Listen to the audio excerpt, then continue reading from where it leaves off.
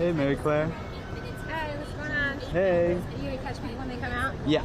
Awesome. Yeah, and I can share the trend. Thank you. You got some good stuff. Yeah.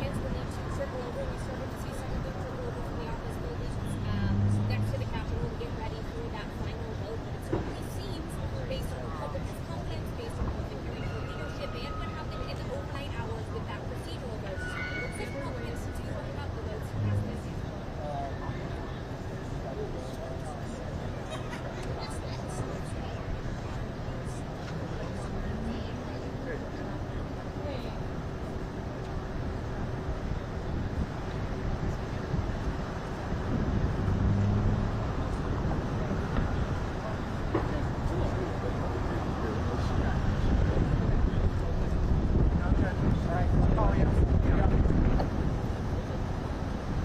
Surprises are always possible. I think you and I have both been talking about that nothing is a done deal until that vote actually happens on the floor of the House or of the Senate. So London voters will logically anticipate who on the Republican side is Representative Ryan Fitzpatrick of Pennsylvania. He was that lead Republican to vote against the procedural outcome of the House at 3 o'clock. That is saying overnight while probably all of us were peacefully sleeping at home.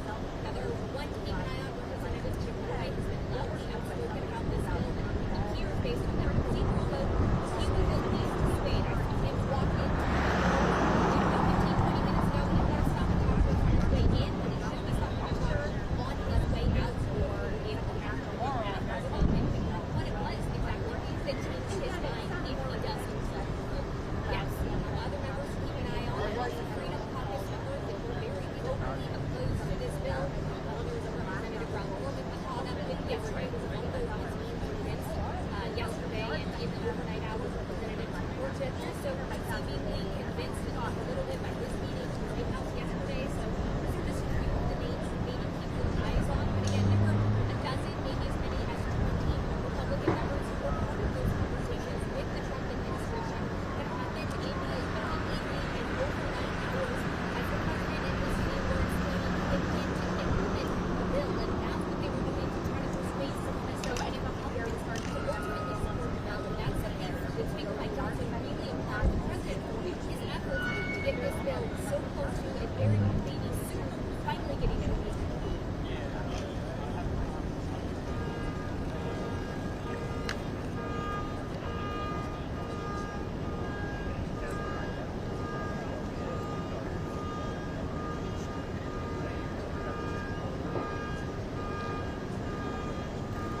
Great. I will stick around and make sure I am here for you. Listening is up and ready to go. So you ready for live and for gaggling.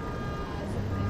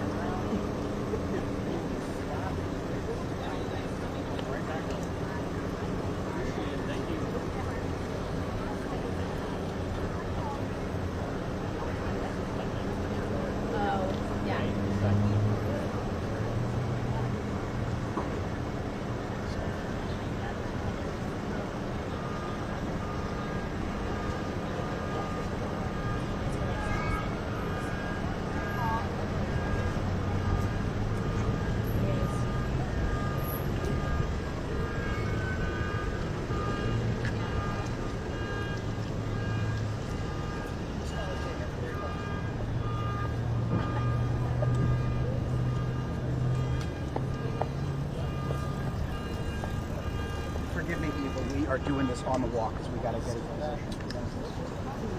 There we go.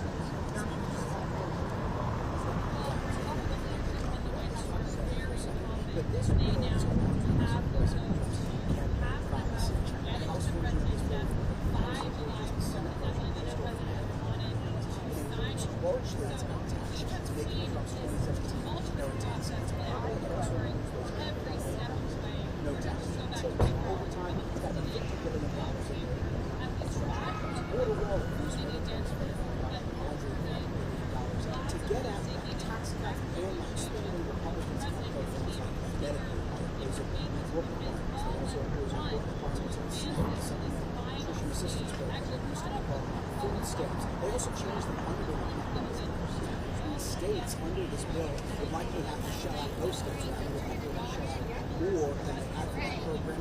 SNAP used to be entirely funded by the public. That's what Democrats are consistently doing. They also rolled back new energy tax credits from the Inflation Reduction Act that was passed during the Biden administration.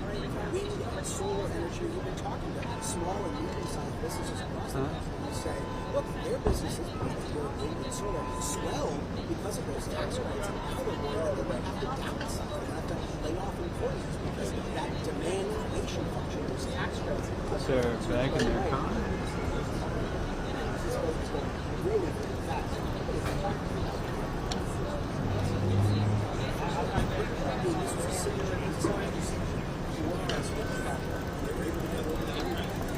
We haven't seen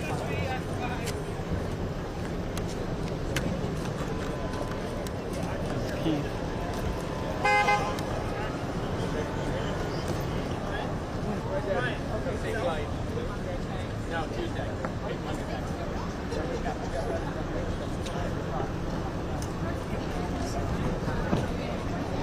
He does not look like he's stopped.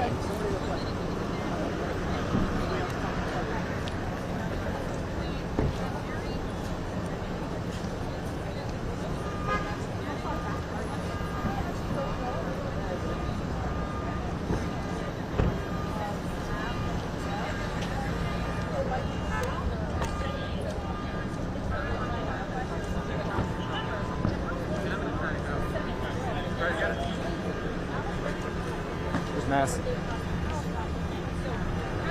It's good.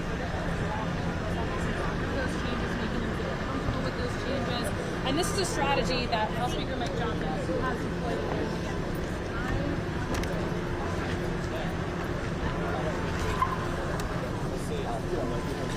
Congressman Massey.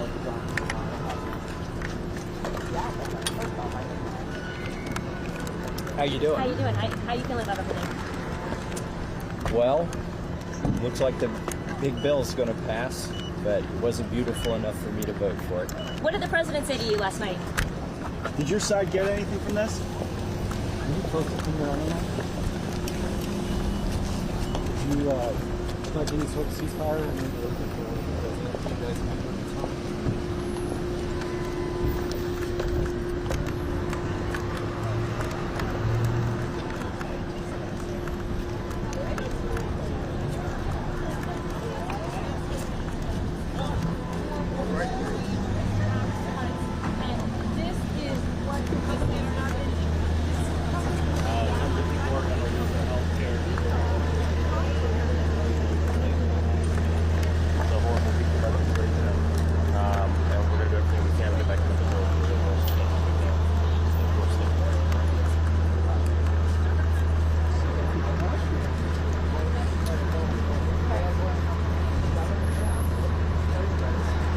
Isabella? Yeah.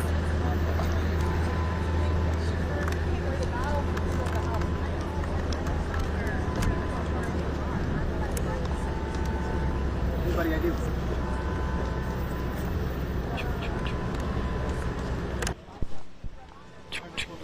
Which word you were looking for out of this? It's right about everything.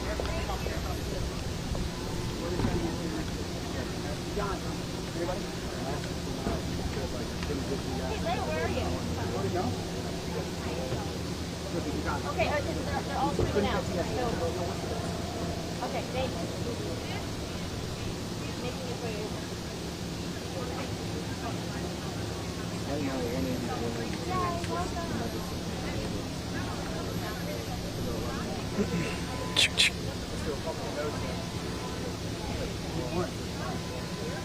you coming to sex? Okay, they're all coming out now, so it's urgent. Okay. We have people, but we could always keep working. That's my point. Okay. Okay, you guys gotta hurry. Like, we're already halfway out. All right, bye. Yes, Ruben. Hello?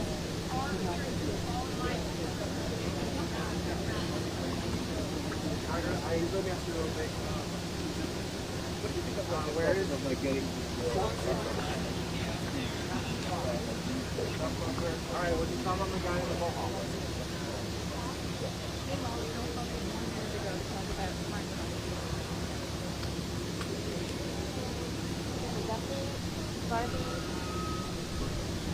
He says, it looks like the big bill's going to pass. It wasn't beautiful enough for me to vote for.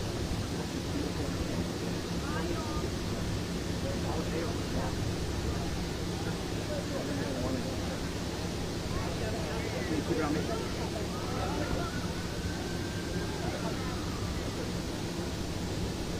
It looks like the big, beautiful bill is about to pass, but there wasn't enough in there for me to vote for it. Yeah.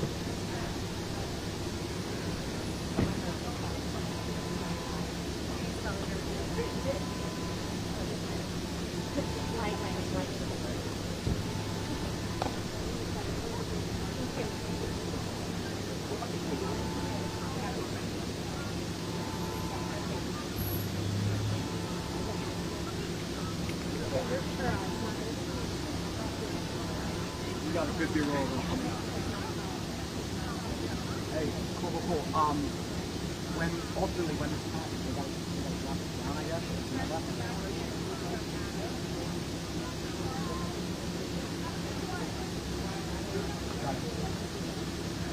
Okay, beverage.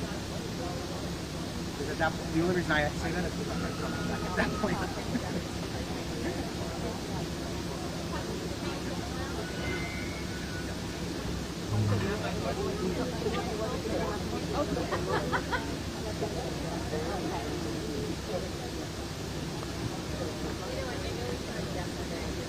How we done that before that catty corner.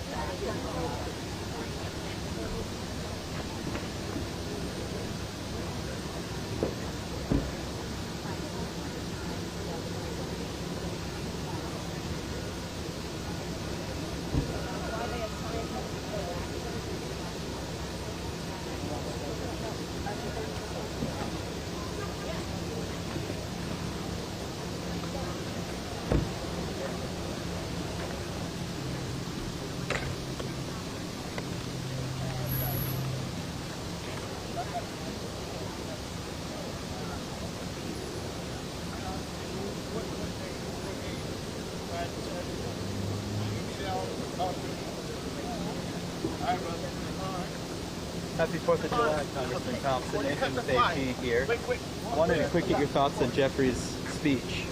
Well, I think obviously it's record-setting and very substantive. I think he energized the Democratic base in our opposition to the bill. Yeah, and how he ended it, that the results today aren't the end of the equation. What's your outlook moving forward if this passes? 2028. Yeah, and even 2026, the Yeah, midterms. that's right. Do you feel like this is bad politics for them, that they're shooting themselves in the foot, that the American people will wake up? Well, I think by that time people will be able to feel the impact of how bad it is for just working people. They claim it is, but a simple thing like the tax, no tax on tips, well, that's for a couple of years. But you made the tax on the rich folk permanent. So, I mean, it's smoke and mirrors, you know? Yeah. So, I mean, so once you get into it, obviously it's a big deal, and you can only highlight certain things, but when people start getting kicked out of nursing homes and things like that, that's when you're going to feel it. And you know, they had buffaloed the nursing homes to not be too critical because they could have done worse. And obviously I have rural hospitals. I have 4 hospitals in my district based on what happened here today, the outlook for them to survive is dismal. A day away from the, July 4th. Does this bill make you feel patriotic? What emotions come to mind, if not that? But look, I chaired the January 6th Select Committee, and to hear the speaker talk about their support and love for the law enforcement, it's so hypocritical. And rolling that into July 4th, they won't even put up a plaque honoring the men who defended this institution. But yet and still, they come make such a cockamamie notion that we support law enforcement. Give me a break. People will find out. Yeah. Thank you. Thank you, sir. Happy 4th.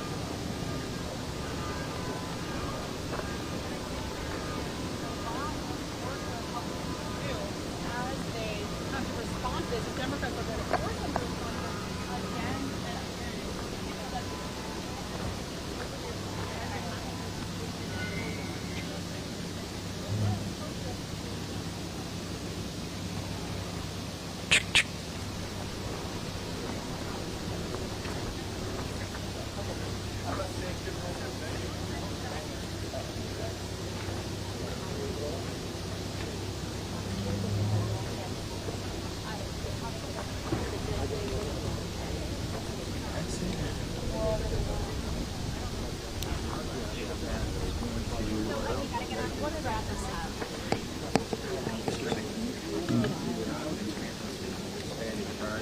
Enactment of this bill, you can move up. The state of Wisconsin in this budget moved it to 6%, which means the state of Wisconsin is going to get an additional $1 billion for our healthcare system. That's why I'm not worried about any junk you're talking about the election. We just made sure that Badger Care is going to be solved into the future because it's not, if you're one of the states that didn't expand, it's not part of the retraction. So that 6% stays. We're also getting $500 million for rural healthcare infrastructure. So were you worried that the big beautiful bill could hurt your state? No. So then why send that letter to the governor? Because I wanted him to sign the budget for the state of Wisconsin that raised the reimbursement rate to 6% from 1.7. That means we're going to get an additional $1 billion a year for rural healthcare in the state of Wisconsin. That's awesome. If I do nothing other than that the whole time I'm in Congress, that's a significant thing. So our Medicaid system in the state of Wisconsin just got shored up in perpetuity. And I'm super proud of that. I'm so stoked about it. And you came up with the idea of having states pay for their share of SNAP based on their error rate. Can you just speak to the carve out for Alaska and what you think about that? I mean, is that fair to other states? No. Okay. Alaska has a 59.59% error rate. Wisconsin has a 4.7%. So no, but you know what? I don't know what they do across the way there, and they have an individual senator has a tremendous amount of power. And do I like that? No. Is it fair? No. Did it just happen? Yes. So do you think that eventually, though, it'll all, by, I guess, 2030, it'll settle? It's everything's going to be okay. I can't stress enough how incredibly thankful I am that we got this stuff because it truly is going to be a game changer. When I sent that letter to Tony, I talked to him. Me and Governor Evers, I don't know what we grant, but this. Like, I called him personally. And I was like, Tony, this is a once-in-a-lifetime opportunity. We're never going to get this. And he acted, and I complimented him. That's how stuff's supposed to work. One more question on it. Right now, Wisconsin won't have to pay for its share of SNAP. Correct. But what if they go over 6%, then they're going to have to. What does that mean?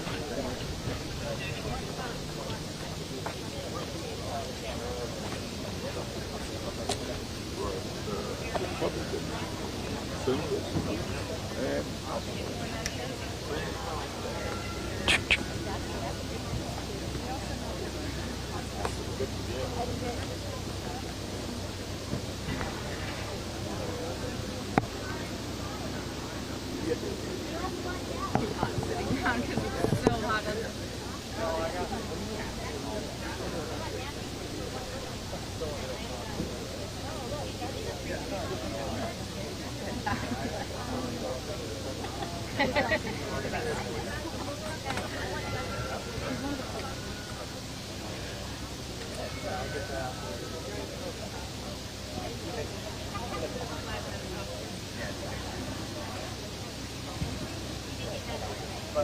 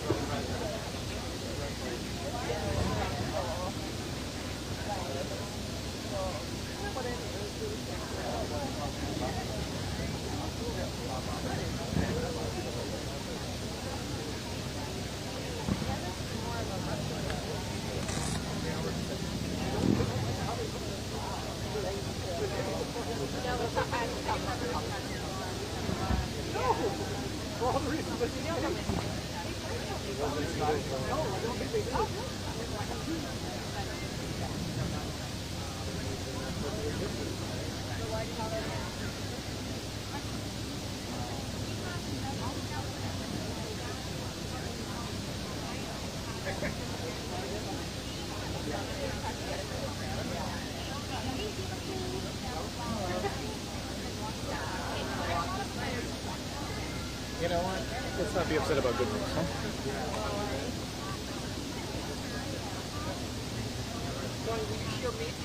Nope. Oh, what is that? Oh, Look at how much Tony takes care of me. Ryan? That's right. I was, yeah.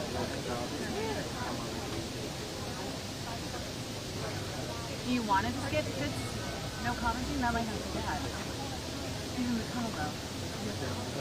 Yeah. You could Get to his office. You could run. Yeah, get to his office.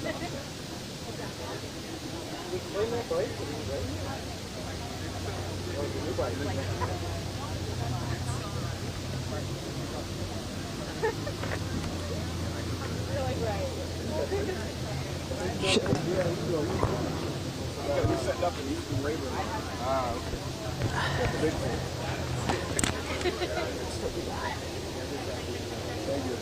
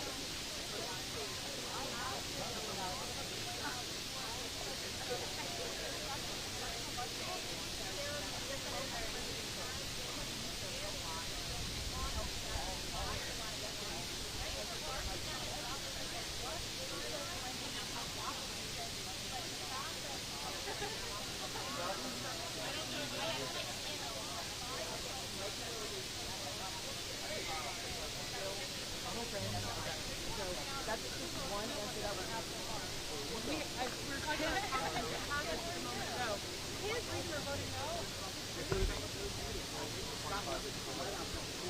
that President Trump is doing this kind of backhand and some of the holdouts in fashion. Hey, Congresswoman, what are your thoughts on the bill passing? I think this is one of the saddest days in modern American history.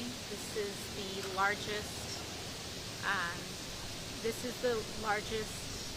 withdrawal and ending of healthcare in American history.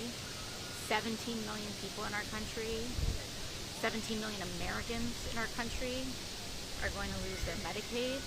They're going to lose their ACA insurance. Small business owners are going to have their healthcare costs skyrocket, and people are going to have their SNAP and WIC cut back. People are going to go hungry. People are going to get sick on a scale unlike anything we've ever seen. And it's all of it is just to finance tax cuts for billionaires and the wealthiest corporations who don't even need it. I don't think I don't think we have ever seen or are prepared for how catastrophic this is set to be for a lot of people. And I think it's devastating. And they're talking about this as though it's some tax cut. Even the stuff that they're talking about, taxes on tips, no tax on tips, that's only for people, that's only up to $25,000. And if you're making less than that, you're already kind of exempt from a lot of these things in the first place. So they're giving people crumbs and they're taking away the whole loaf. And it's just a genuinely really sad day for our country. What about Leader Jeffries' final message, looking ahead to 2026, 2028? Well, to Leader Jeffries' message, he's right. The best thing that we can do right now is press on. And in order for us to salvage what we have and to build through, we have to chart a new course and a new path to our future. And we have to make sure that there are consequences. If you're on Medicaid, if you're on ACA, you are on Medicare and rely on Medicaid to help with your long-term care, there have to be consequences to these votes. And we have to decide if this is just a joke or just for TV or if this is our real lives. And I hope people vote like it's our real lives. Thank you. Thank you so much. Thank you so much. You want to explain what's happening in the House floor. So, as we said, so having Hakeem bravely stand there for almost 9 hours and make the case is the best example we can have of fighting back.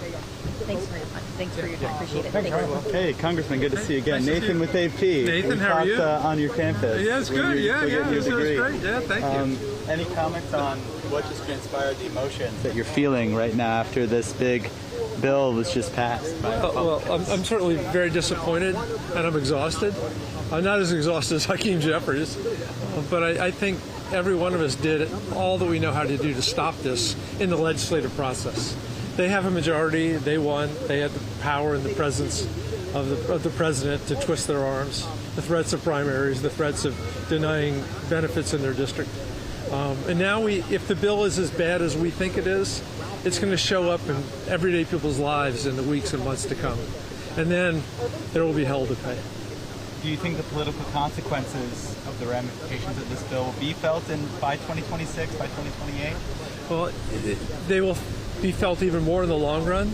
But yes, I think people will start feeling it right away as the SNAP benefits are cut and as the Medicaid things are cut and as the premiums through the Affordable Care Act go up $10,000 for a family of 4 per year.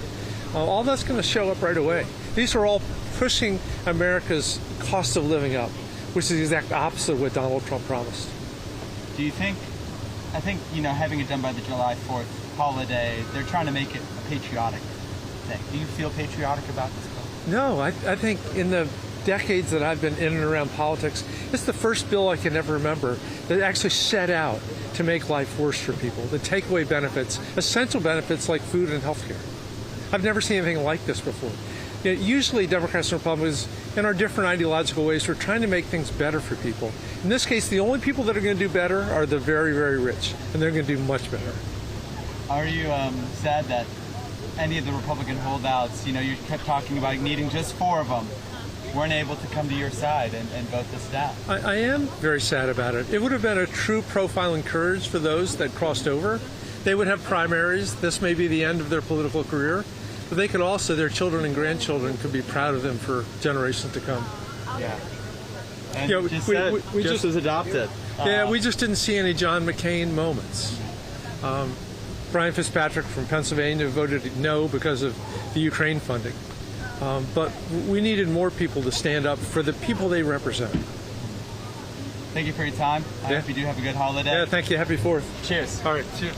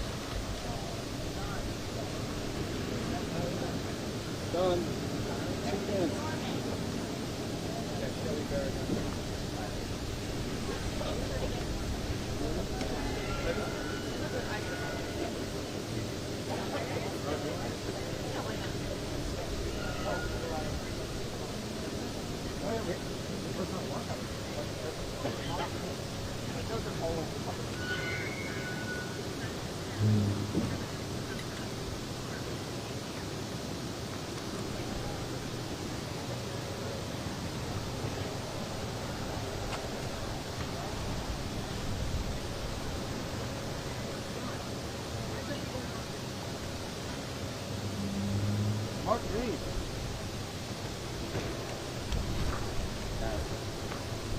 And I'm saying if that's Massey to Atlantic down the road because Mr. Burchett. Yeah. Yeah.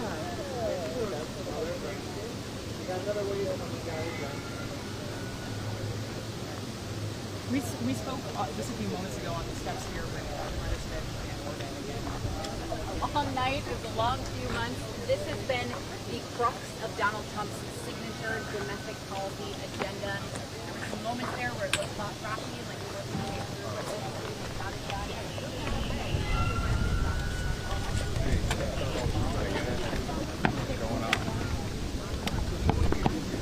Y'all know these shoes? Y'all see my shoes? I got those on eBay. $16, made in America, Sears. Poor dead guy gave those up, I'm sure.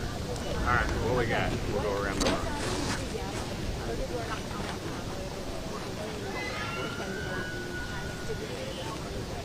I think some assurances that we're not going to go crazy on these radical environmental things dealing with energy. I think we've got oil in the ground. I know we've got oil in the ground. We've got gas. We've got coal. We can do the small nuclear reactors. We have a real friend in the EPA and Lee Zeldin, and he is fast tracking these things. We're in the past of these things are taking 6 to 8 years to get done. And if we want to get out of bed and get out of these crazy foreign wars that are all the way we're going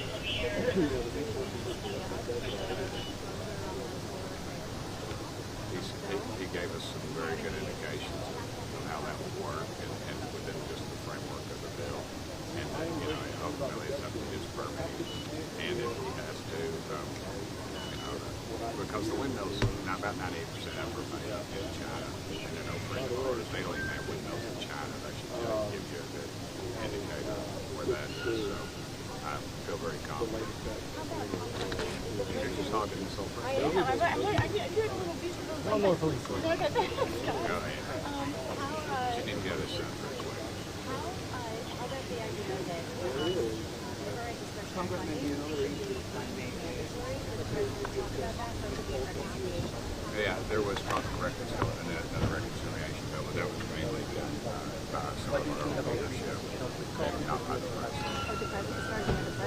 Not in my, I guess I talked to him 3 or 4 different times. I mean, he got it down, but it was just not brought out. But my question, the bottom line here on the red ink really hasn't changed that much. How did you get to, yes, I know you're concerned about that. I think the interpretation has of what exactly and the people he's going to be putting in charge of it, because it's pretty no-nonsense folks. The thing I like about Trump and J.D. Vance, President Trump, I should say, is that I've been in with executives from all over the world, and in every different thing. In my former modeling career, of course, it's no joke. But the fact that Trump, when he has an answer, he gives you an answer, but if he doesn't have the answer, he has the person in the room and he points to them. He doesn't lie to you. He didn't berate me. I know everybody says they're F-bombing everybody. He's never multiple conversations. I've been against a lot of things, and he's never done an army. Are you at all concerned that this could complicate re-election chances for some of your colleagues who are in swing districts? No, I think when America understands that things like if you're able to work, you ought to work, and we need to clear up some of the fraudulent behavior so that it provides for those single moms with 2 kids that are maybe just getting by, and it doesn't collapse the system, at least amongst us. Is a biblical reference that Jesus made, and I kind of dig it. What did you make of the speaker's role? He helped facilitate a lot of things, and he stepped back a lot of times. Too many times these speakers, they want to micromanage and be a part of every dadgum part.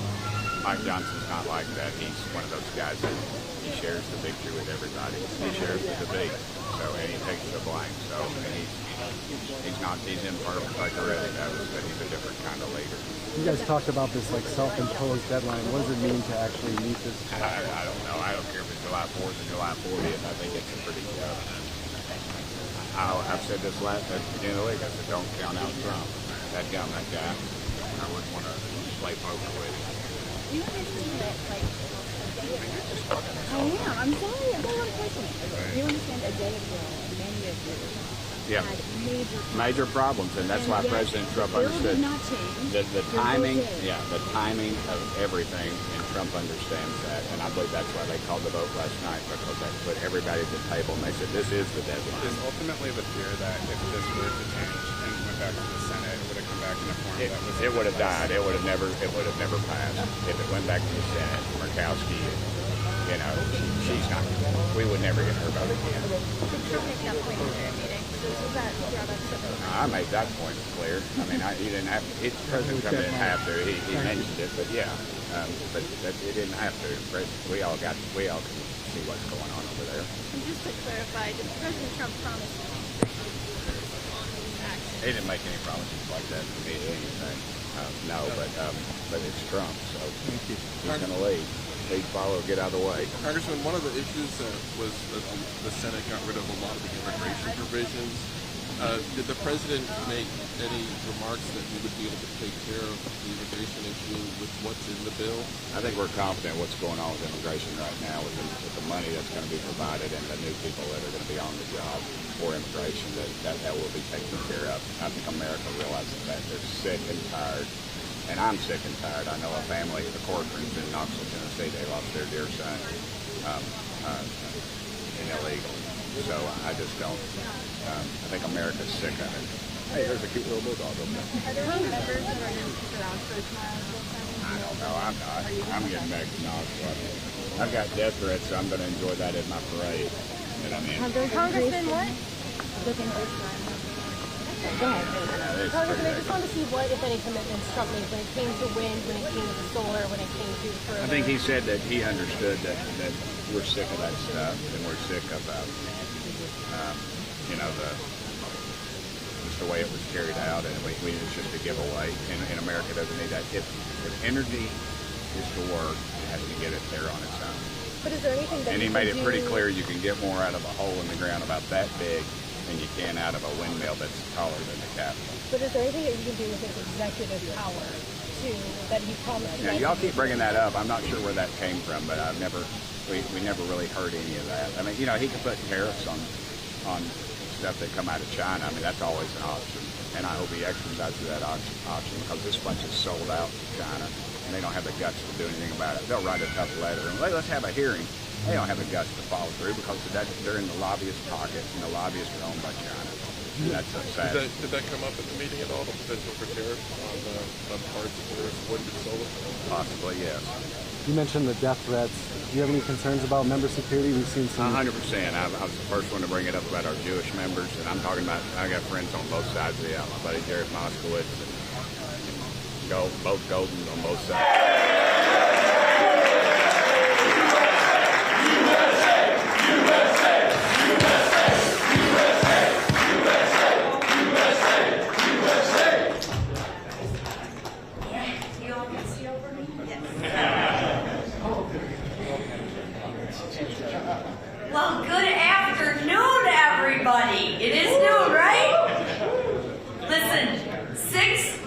ago to the day, I spoke on the House floor about my optimism for America's future.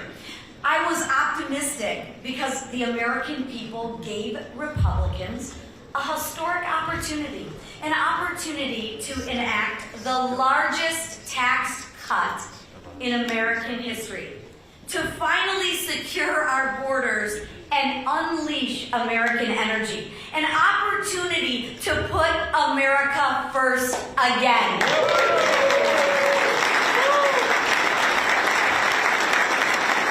Well, I am proud to say, House Republicans, we delivered.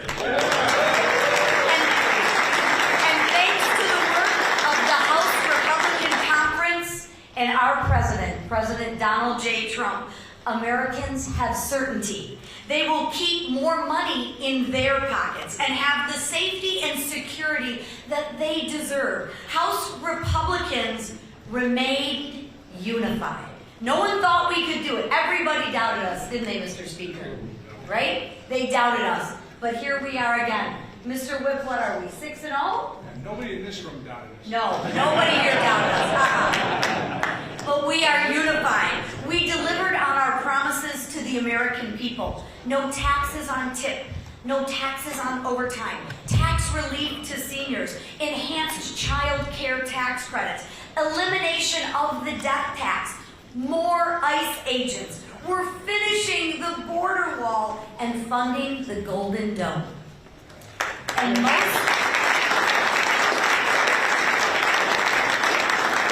for all the fear-mongering that goes out there from the Democrats, we actually secured Medicaid for those who need it most. Vulnerable Americans, pregnant women, and the disabled. Compared to the Democrats, who would rather give Medicaid to illegal aliens and MS-13 members. Democrats are fear-mongering because they have no vision, no plan, and no leader.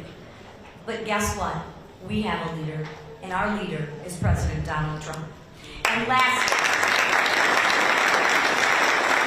let's not forget that actual fiscal sanity is being restored. Because of our work, the One Big Beautiful Bill Act is headed to the President's desk for signature.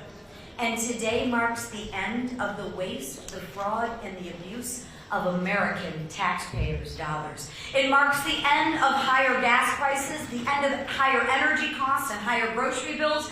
And because of the One Big Beautiful Bill Act, Joe Biden's border crisis is over. Yes, sir.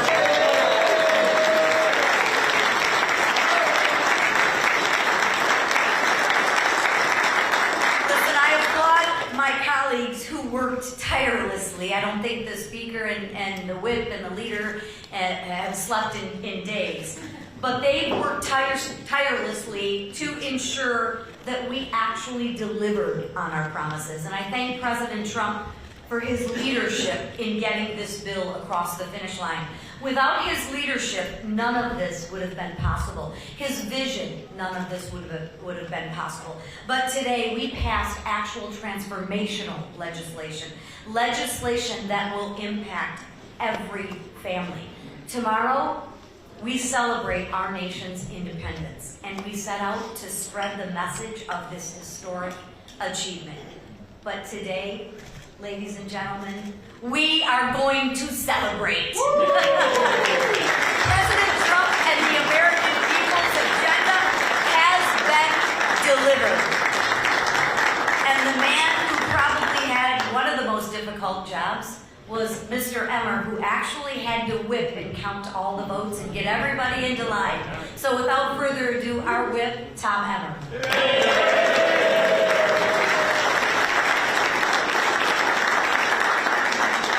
Mr. Speaker, they always complain about such a small majority, but for us old hockey players, it's just fewer numbers to count. It works out much better. On November 5th, Americans elected a Republican House, a Republican Senate, and a Republican President with a mandate for change, a mandate to undo the failed policies of the last 4 years and to deliver on President Donald J. Trump's America First agenda. Today, we're all proud to report that by passing our one big, beautiful bill and sending it to President Trump's desk to be signed into law, we are fulfilling that mandate. This is a once-in-a-generation piece of legislation that secures our border, unleashes American energy, allows families to keep more of their hard-earned taxpayer dollars in their pockets, cuts waste, fraud, and abuse in government programs like SNAP and Medicaid, modernizes our air traffic control system, strengthens our national defense, and so much more, all while implementing the largest cut in mandatory spending in our history. To put it simply, this bill is President Trump's Make America Great Again agenda being codified into law. From Minnesota to Texas and Maine to California, there are wins in this legislation for every single American. And I couldn't be more proud to be part of the Republican team that got this thing across the finish line. I want to say thank you to our Speaker, Mike Johnson.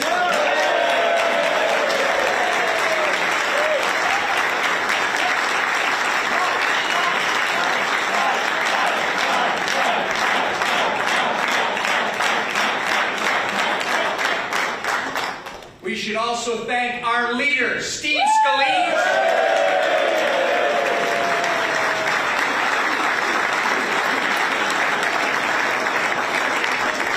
While she won't tell you what she's doing, we got to give a big thank you to our conference chair, Lisa McClain. I want to thank the chairman of all our committees that worked on the reconciliation instructions for doing all the hard work behind the scenes of putting this bill together. And most importantly, and people who know me know that it's about the team, I want to thank the members of our House Republican Conference for uniting as a team and getting this bill done.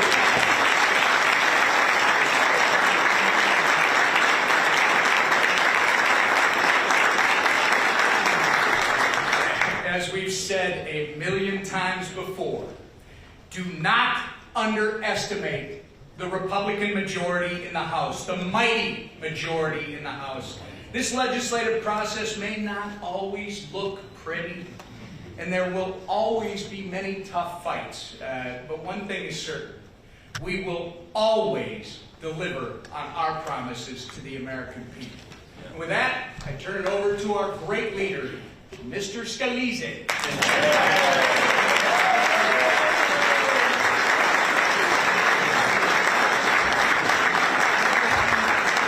Well, thank you, Whip, and what a beautiful day here in America. It is the golden age of America again.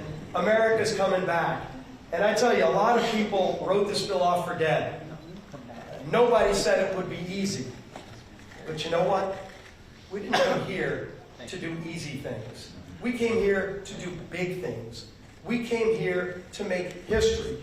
We came here to deliver on the promises we made to the American people to fight for them and to take power out of Washington and give it back to those families who have been struggling for way too long.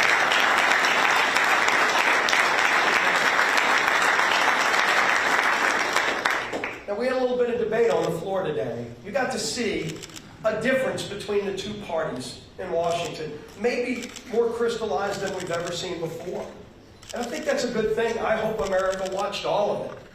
Watched Democrats falling asleep behind their leader as he went on and on trying to scare the American people with lies, with scare tactics, with depressing stories about things that will never happen unless Democrats keep running this country.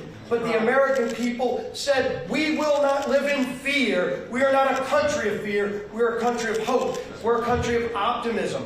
We're a country that believes our brightest days are ahead, and they elected Republicans to deliver on those brighter days. And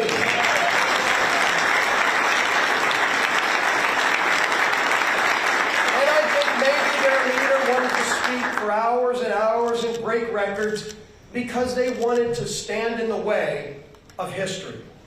But history is not going to be denied. We were elected with a purpose.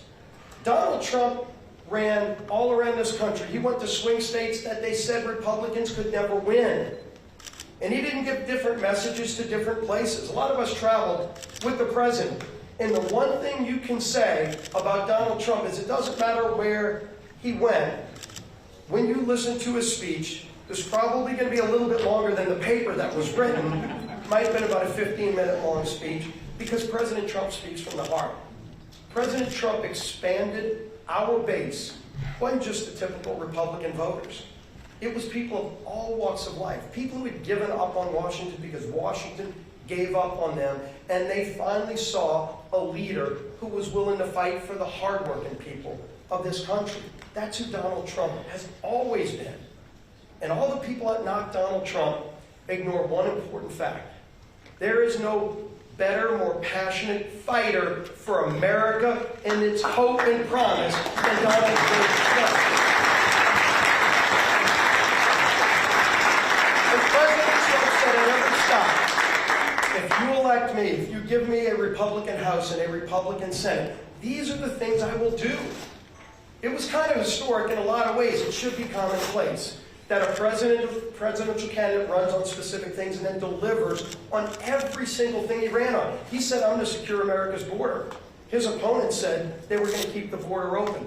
He said, I'm going to actually make our country energy independent again and end the war, the attack on American energy that we've seen for 4 years, crush jobs, crush the economy, force families to pay too much for gasoline, and embolden the enemies of our nation like Russia, Iran, and others. And those days are over with this one big beautiful bill. And President Trump said a lot of other things, but what American people knew about not only electing Donald Trump, but about keeping this House majority and about electing a Republican Senate, is that they said, we're going to entrust this group of people to go and be different and to deliver on those promises. And when you look through all the historic things in this one big beautiful bill, the wins for hard-working families, win after win after win, it's delivering on those promises. We are going to see economic growth. When Donald Trump signs this bill tomorrow on America's birthday, the independence of our nation, you will start seeing historic growth like we've never seen before. I've been proud to work on a lot of important pieces of legislation. There is not one group of people, and there is not one bigger piece of legislation that will deliver more great benefits for the hardworking families who have been struggling in this country than this one big beautiful bill. There's a reason it was hard. There's a reason that it wasn't 2 committees like Tax Cuts and Jobs Act. There was 11 committees involved. Historic. We made great historic reforms in education policy. First ever repeal of a Second Amendment tax in the history of our country. A constitutional right being taxed gone in this bill.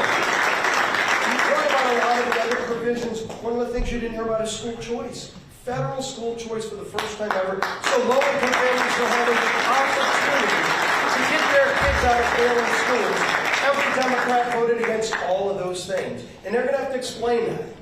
Once the lies and the hot air and the long-winded speeches are over, people are going to go, I'm better off today now that this bill's signed into law and all the things you said didn't happen, but the great things that Donald Trump and this Republican majority promised did. And that's the testament to the non-ending hard work of this group of people. And I will tell you, I've worked a lot alongside a lot of leaders. And I've been blessed to be a part of leadership and majorities, mostly. Minorities, too. It's a lot more fun to be in the majority. But you get in the majority to do the big things, to do the hard work. And believe me, this was hard work. You all know it. You all know how many times this bill could have died if we just said, you know what, it's probably not going to get there. There's a lot of reasons why you could say it's just going to fail. But this group always said from the beginning, and we told you this and we meant it, failure's not an option. Because the American people are counting on us. There's too much at stake. There was too much at stake from the very beginning, and we knew the power of what this bill will do for those families who were counting on us. And so every time it would have been easy to give up, we just thought about those families who entrusted us with their vote, and we had to deliver for them. We figured out a way to come together. People you never would have thought showing up voting yes. And I will tell you, all the leaders I've served with, I don't think there's one that held this group together, complicated majority, narrow majority, narrowest we've ever had. We're down a 2-vote majority at the beginning of this process. And Speaker Mike Johnson never one day wavered on his commitment. Donald Trump absolutely was our closer, and Donald Trump never stopped. Every day was there in the fight. Who do I need to call? What do I need to do? No president more directly engaged. And believe me, tomorrow at the White House, you're going to see a proud president who's ready to deliver on his promise to the American people.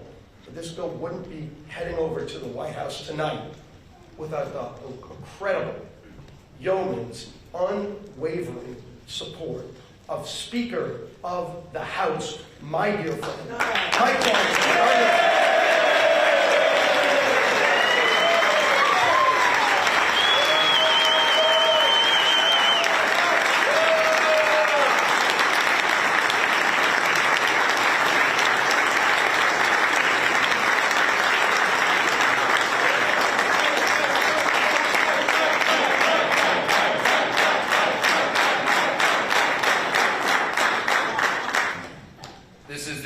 The vote tally card. We're going to frame this one, okay? 218, 214. Listen, I'm not going to give you a long speech. A lot has been said today, and these people are exhausted. A couple of us quite literally haven't slept in 2 days, so I'm a danger to myself and others right now. I'm not going to speak off the cuff. I'll just say this. I mean, many of you have asked me this question in the hall over the last couple of days.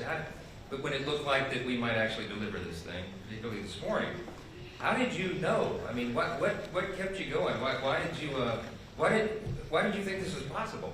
You guys made an audacious plan. You brought the most comprehensive, complicated piece of legislation, probably, arguably in the top 2 or 3 in the history of the Congress, with the smallest margin in U.S. history, which we had for a big chunk of the first 100 days.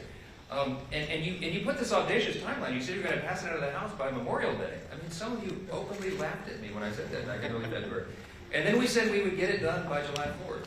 We beat Memorial Day by 4 days, and we got this one done a day early. I just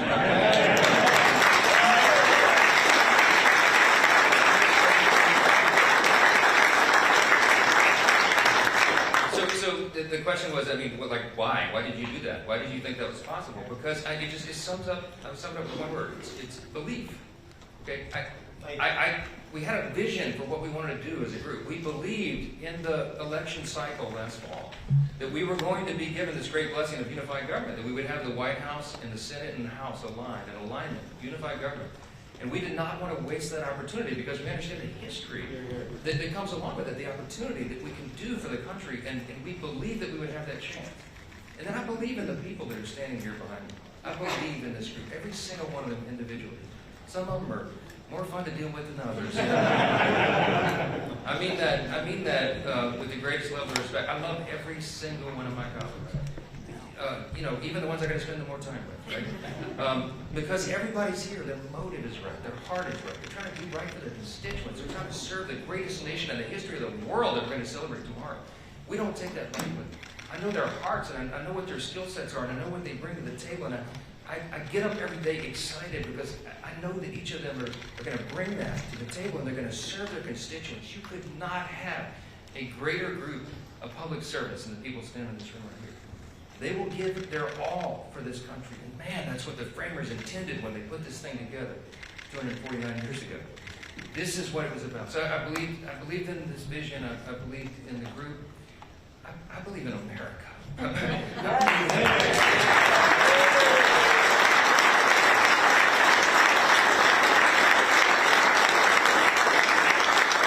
going to say this very simply, and everybody here would articulate it in their own way. We had a tough 4 years before this last election cycle. America we're in deep trouble. And we knew that if we won, and we believed we would, we knew that if we got unified government, we'd have to quite literally fix every area of public policy. Everything was an absolute disaster under the Biden-Harris radical, woke, progressive Democrat regime. And we took the best effort that we could in one big, beautiful bill to fix as much of it as we could. And I am so grateful to God that we got that done as we did. Yes. Because of that.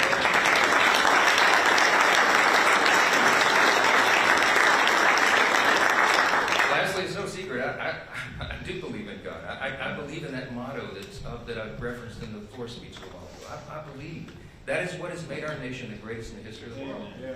And some people shake their heads and they think that's old-fashioned or something. That is a fact.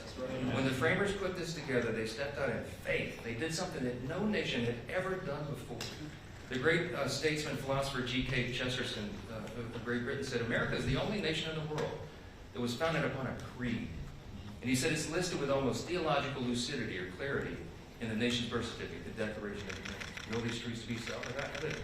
We recognize, we boldly proclaim the self-evident truth that our rights do not come from the government, they come from God himself. He's the one who gave us rights.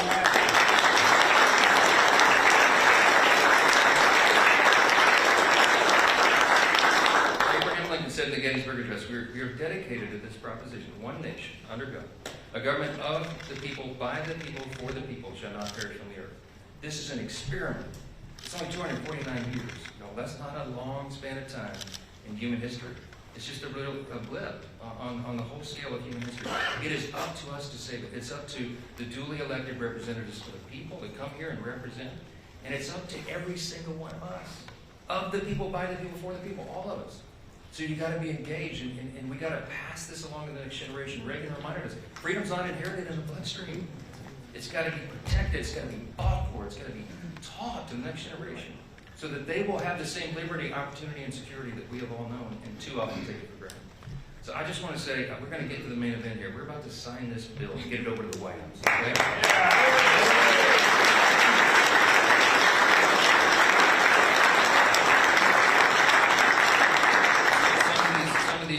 These men and women have got to go catch flights and stuff, so we're going to sign this real quick, and I'll take a few questions, but I just want to say this.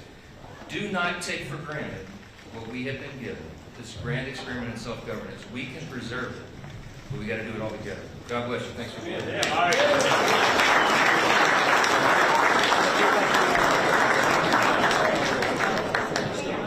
We have all the members behind the desk. We got to get everyone behind the desk.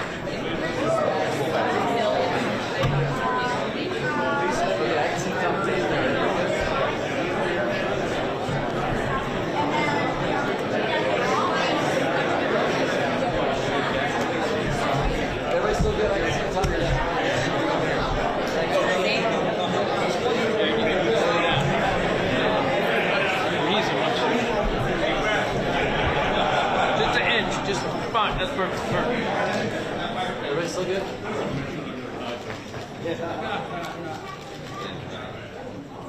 They said to sign very slow. But you do it when you have an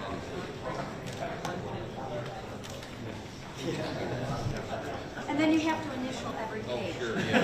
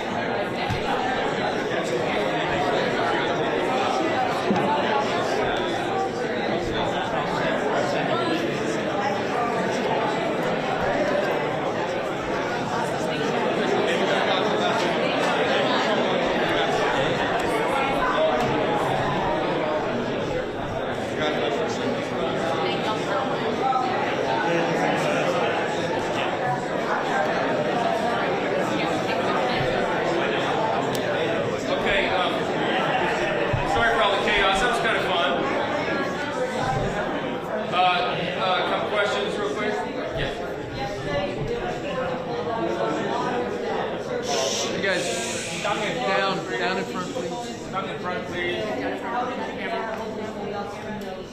Yeah, so the question you didn't hear, it's kind of loud in here. The question was, how did we get the holdout CS? Here's the, so my leadership style is I try to be a servant leader. And as I mentioned earlier, I know what every member of this body, every member of this conference brings to the table. And the leader's job is to bring out everybody's best and get them to their highest and best use. And that takes some time. So what happened procedurally, not to get too deep in the weeds, but we got the Senate modifications to the House bill. Now we're really proud because the big beautiful bill, 85 to 90% of it is the original House product that we ourselves drafted over the course of more than a year. But when we went to the Senate, of course, as the other chambers have to do, they made some changes. They sent it over to us. We didn't have it for a lot of time. And so some members wanted to go really deep in the weeds on the changes, and they wanted to fully understand what those amendments were and how they would interact with the rest of the bill and how the administration would administer the new laws. And so there was a process there for a couple of days where we allowed that time for them to explore all that, to talk with leaders in the administration. President Trump was so generous with his time, answering questions himself. Vice President J.D. Vance was directly engaged. We had cabinet secretaries at a number of different federal agencies answering questions from members.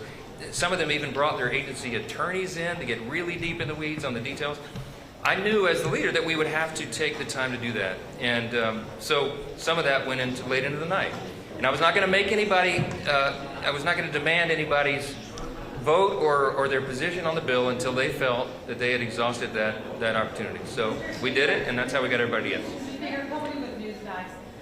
Obviously, you talked about the legislative process. You made a joke on the floor about how the White House legislative team practically lived here at the Capitol. Talk to me a little bit about how you got these members to yes. What concessions were made? We know it wasn't changes in the Senate bill, but it was perhaps maybe promised through executive orders or future legislation. What are we looking at? No, I mean, look, as I said, a lot of these members wanted to talk with the administration about how the new law would be administered by the Trump administration and the team. And I think they answered those questions. I don't think they exacted a lot of specific commitments or concessions or anything like that. It was just more an understanding how that would interact. As you know, this president has been a bold leader. By last count, he's issued over maybe close to 160 executive orders so far. We're trying to codify as many of those as possible. So a lot of the discussions were about what executive orders will be forthcoming as it relates to the new legislation, and how can we be involved as a House to codify that and do all that in a coordinated fashion.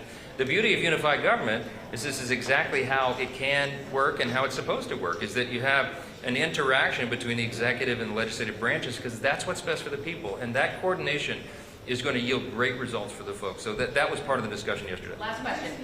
Follow up on that. Some of the holdout members have told us that they understand the president will consider more tariffs on solar and wind as part of the deal, and also if there were assurances about a big issue for your conference, undocumented immigrants, and that, can you help us understand what that might look like, how we would limit those benefits? I literally don't know anything about that. I mean, I wasn't privy to the conversation. So I would tell you there's lots of rumor and conjecture and innuendo that floats around, especially when you got so many people wandering around the building and deliberating over their vote. So I don't know how much stock I'd put into much of that. But all right, last question. Yes, ma'am. Councilman, I just got back from rural Louisiana, and Tony Munoz from Rolling Stone are doing with communities in St. John Baptist, St. James, whose funding has now been entirely cut off from the IRA's climate and environmental justice funding. What do you say to those frontline communities facing more pollution, more toxic exposure from facilities? Look, I think a lot of the estimations about what this legislation would do in a negative manner to communities in my state or any other are far overblown. I can tell you that this bill is going to be a great thing for everybody around the country, my constituents especially. What's good for Louisiana is good for America. We've got great tax policy here. I think they're going to feel this pretty quickly. Wages will rise. I think household income will go up. I think the job participation rate will increase dramatically. I think unemployment will be low. We're going to duplicate what we did in the first Trump administration. Remember, at the first 2 years, y'all have heard me say 1,000 times, it's objectively true. We had one of the greatest economies in the history of the world, and we're going to do that again, except this time much more comprehensively. We did tax cuts and regulatory reform, and that brought about a resurgence of the U.S. economy. That's what's going to happen here. It's about to happen on steroids. And we can't wait for that to happen. This is jet fuel for the economy, and all boats are going to rise. Thank you all for being here. We got to get a little rest. God bless. Enjoy your report.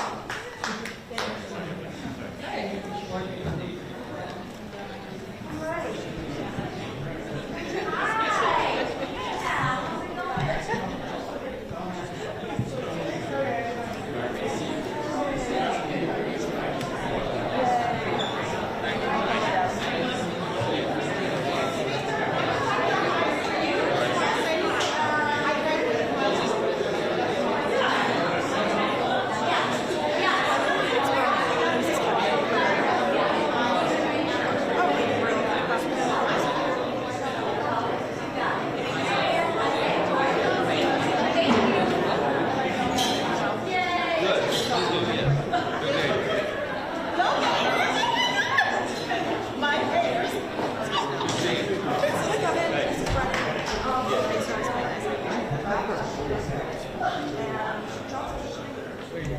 Thank you. Speaker, just a quick picture, please. Okay. Thank you very much. Thank you. Thank you. Great meeting you. You too, bro. Mr. Johnson, could I grab a quick selfie with you?